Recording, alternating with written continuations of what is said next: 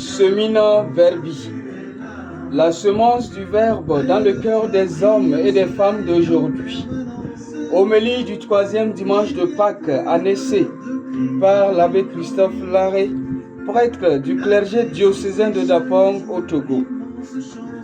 La première lecture est tirée du livre des Actes des Apôtres au chapitre 5, versets 27 à 32 et les versets 40 et 41. Le psaume 29. La deuxième lecture est tirée de l'Apocalypse selon Saint Jean. L'Apocalypse de Saint Jean au chapitre 5, versets 11 à 14. Et l'évangile de Saint Jean au chapitre 21, versets 1 à 19. Simon, fils de Jean, m'aimes-tu vraiment plus que ceux-ci? Bien-aimé du Seigneur, loué soit Jésus-Christ. Après la résurrection de Jésus, il se montre à ses disciples de plusieurs manières, en commençant par les femmes qui sont allées au tombeau, passant par les disciples d'Emmaüs découragés et déconcertés, et aux 11 réunis dans la maison, porte fermée. Puis en dernier ressort, à un groupe de disciples, dont Pierre et Jean, allés à la pêche au lac de Tibériade dans l'évangile que nous venons d'écouter. L'objectif réel de ces apparitions du ressuscité est de raffermir la foi des disciples et de faire d'eux des témoins oculaires de la résurrection devant les Juifs et les nations païennes. Qu'ils soient capables de dire: nous l'avons vu ressusciter, nous, les témoins de la vérité. Voilà pourquoi, dans le livre des Actes des Apôtres que nous avons écouté en première lecture, Pierre et les autres apôtres déclarèrent, je cite, « Il faut obéir à Dieu plutôt qu'aux hommes. Le Dieu de nos pères a ressuscité Jésus que vous aviez exécuté en le suspendant au bois du supplice. Quant à nous, nous sommes les témoins de tout cela. » Fin de citation.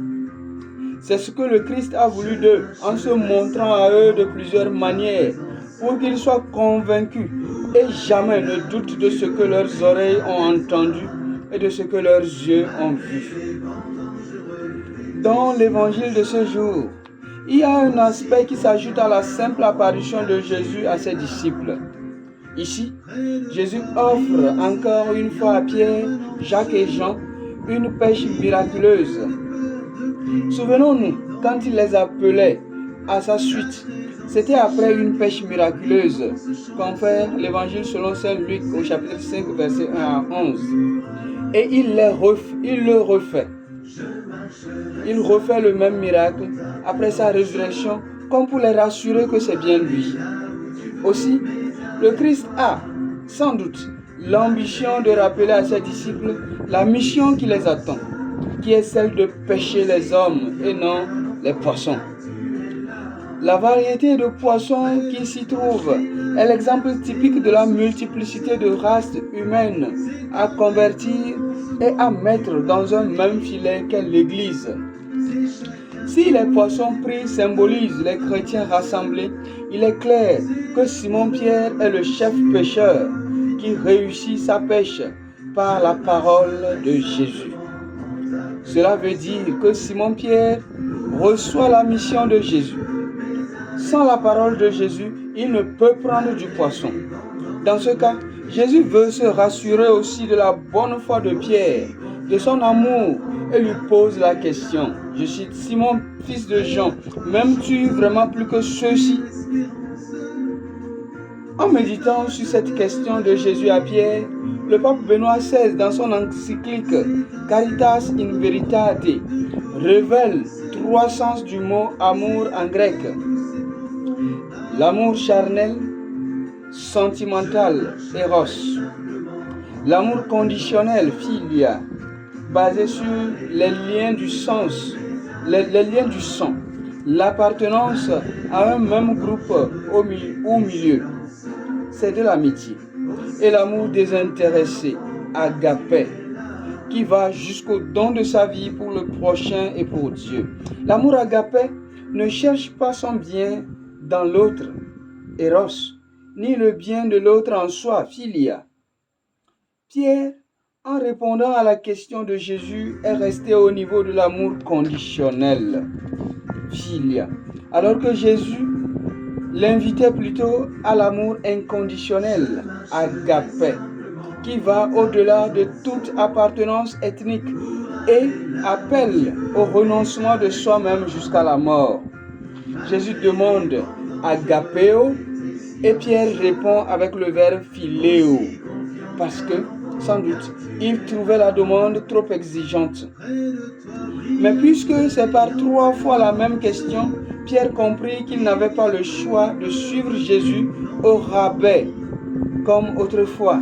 Attitude d'ailleurs qui le conduisit au reniement de Jésus par 3 fois avant le chant du coq. Parce que Pierre aimait légèrement son maître, il l'a renié.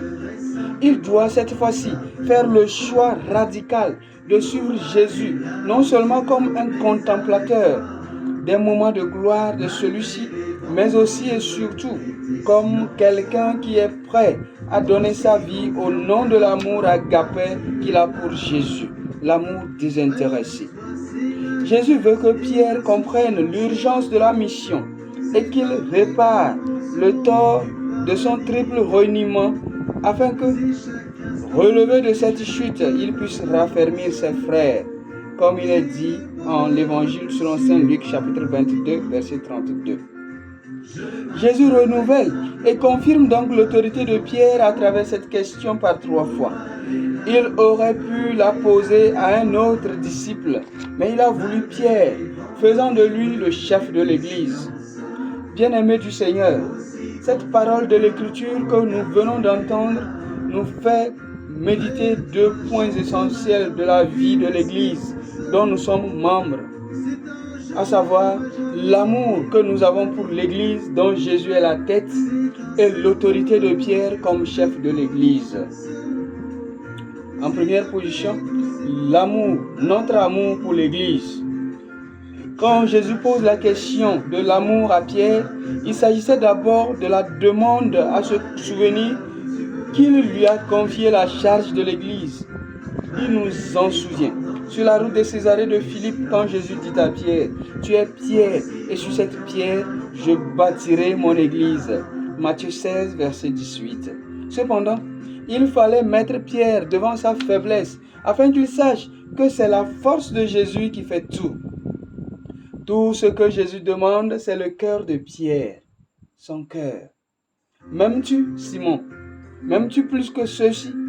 Jésus veut que chacun de nous lui offre le meilleur de lui-même, nos cœurs, dans un amour désintéressé pour l'Église. Aimer l'Église, c'est aimer le Christ lui-même parce qu'il est la tête et nous chrétiens sommes les membres. Ainsi donc, le travail que chacun peut faire selon l'ardeur de son amour pour la bonne marche de l'Église est la chose principale dans notre réponse à la question de Jésus. Cela transparaît dans notre façon même de parler de l'Église. Il peut nous arriver de penser que l'Église exagère quand elle nous demande trop alors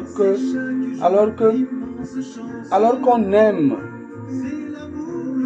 On prend soin, alors que quand on aime, on prend soin de ce qu'on aime. Quand on ne paye pas le dîner de culte, quand on trouve qu'il y a trop de quêtes, quand on trouve trop sévère le refus des sacrements à cause de l'indiscipline ou de la situation irrégulière, on n'a pas encore commencé à aimer l'Église. Le bien-être que nous cherchons pour notre famille doit être celui que nous cherchons pour l'Église. Voilà la façon idéale de prendre soin de l'Église avec amour. M'aimes-tu, Simon, fils de Jean? Cette question est adressée à chaque chrétien. En deuxième position, l'autorité de Pierre.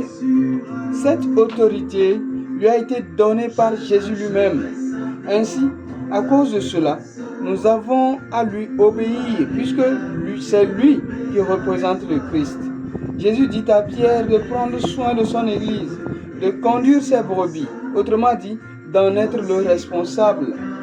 Pour beaucoup de chrétiens, Cela semble absurde d'obéir au pape, par exemple, d'obéir aux évêques et aux prêtres, parce qu'ils évoquent facilement le fait que ceux-ci sont des hommes comme eux. Mais n'oublions pas la grâce de l'élection, dans laquelle la force de Dieu agit indépendamment de la faiblesse de l'homme qui est choisi. C'est Jésus lui-même qui agit à travers ces hommes choisis pour la mission.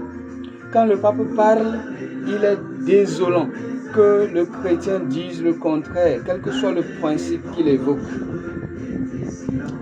Chez les premiers chrétiens, quand Pierre affirmait quelque chose, personne ne pouvait dire le contraire parce qu'il croyait en la parole de Jésus.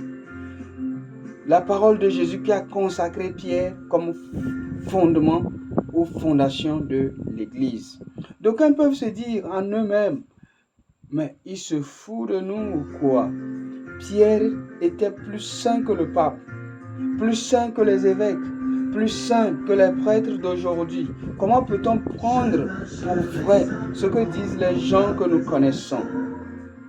Sachez-le, on ne se trompe jamais en faisant ce que dit l'Église, et l'Église ne se trompe jamais parce que c'est Jésus lui-même qui conduit sa barque. Les attaques morales récentes sur les serviteurs de Dieu que sont les évêques, les prêtres, sont le signe de la violence contre l'Église et son autorité.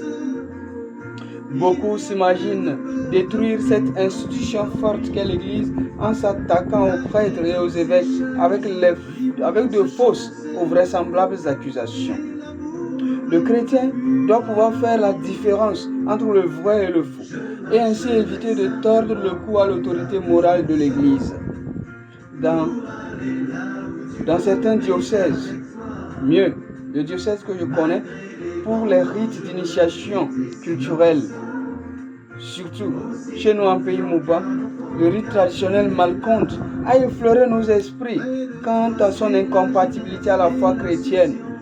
L'évêque ayant répondu comme autorité morale de l'Église, les chrétiens eux-mêmes se sont insurgés contre le premier responsable de l'Église d'Apon.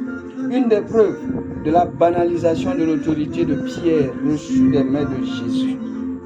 Des chrétiens ont usé de la mauvaise foi pour discréditer l'Église. Ces comportements sont à évangéliser. Voilà pourquoi j'en parle.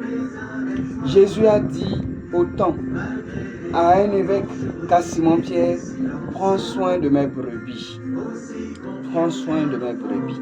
Cela signifie qu'ils sont censés savoir ce qui est bien pour les chrétiens, tout comme un médecin sait ce qui est bon pour son patient. Le patient ne dira pas au médecin le traitement qu'il conviendrait à sa maladie, sinon il vaudrait mieux qu'il reste chez lui pour se faire soigner. De même, le chrétien n'enseigne pas à un évêque la façon de diriger un diocèse, ni à un prêtre la façon d'être prêtre.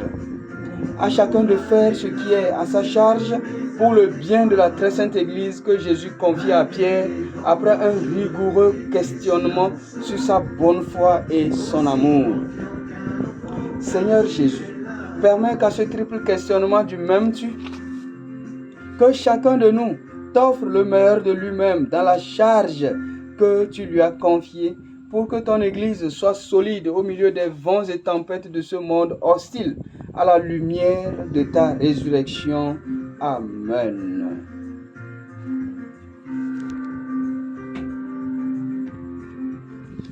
Je marcherai simplement en ta présence pour aller là où tu veux, mais avec toi.